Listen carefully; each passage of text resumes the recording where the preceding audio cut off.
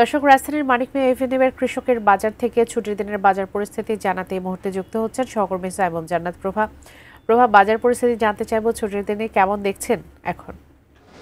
দর্শক, আমরা রয়েছি রাজধানীর শেরেবাংলা নগরের মানিক মিয়া এভিনিউতে। এখানে কৃষকের বাজারে আমরা অবস্থান করছি। সকাল থেকে আপনাদেরকে জানানোর চেষ্টা করছিলাম ছুটির দিনের বাজার পরিস্থিতি।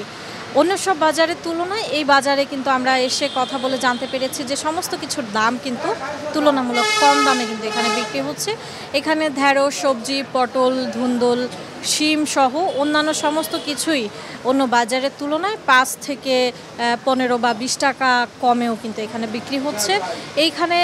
এই বাজারটা মূলত শুক্রবার দিন বসে, সপ্তাহে একদিন, এবং সকাল থেকে এই বাজারটা শুরু হয় এবং মোটামুটি দুপুরে 8 পর্যন্ত চলে। এই বাজারে সমস্ত দেশের সমস্ত জায়গা থেকেই মোটামুটি নিত্য প্রয়োজনীয় পণ্য আসে এবং ক্রেতারা কিন্তু এখান থেকে তুলনামূলক কম দামে এখান থেকে সংগ্রহ করতে পারে। আরএফএল অডিটর, বাঁকা হয় না, ফাঁকা হয় না, আর ভাঙা এক কথায় অসম্ভব। এবং গত সপ্তাহের তুলনায় এই সপ্তাহে বাজার পর্যালোচনায় কিন্তু দেখা গিয়েছে যে সবজি সহ অন্যান্য সমস্ত কিছুর দাম কিন্তু তুলনামূলকভাবে কমেছে এবং ক্রেতারা কিন্তু এতে সন্তোষ প্রকাশ করেছেন। এবং কিছু ক্রেতা তারা বলছেন যে কৃষক এবং বিক্রেতার মধ্যে যে মধ্যস্বত্বভোগীরা রয়েছেন, এই মধ্যস্বত্বভোগীরা যদি না থাকেন তাহলে কিন্তু কৃষকও তাদের ন্যায্য দামটা পায় এবং বিক্রেতারাও কিন্তু তাদের নাগালের মধ্যে সমস্ত কিছু সংগ্রহ করতে পারে এবং তাদের নাগালের মধ্যে থাকে দামগুলো, এমনটাই কিন্তু বলেছেন এখানকার কিছু ক্রেতারা।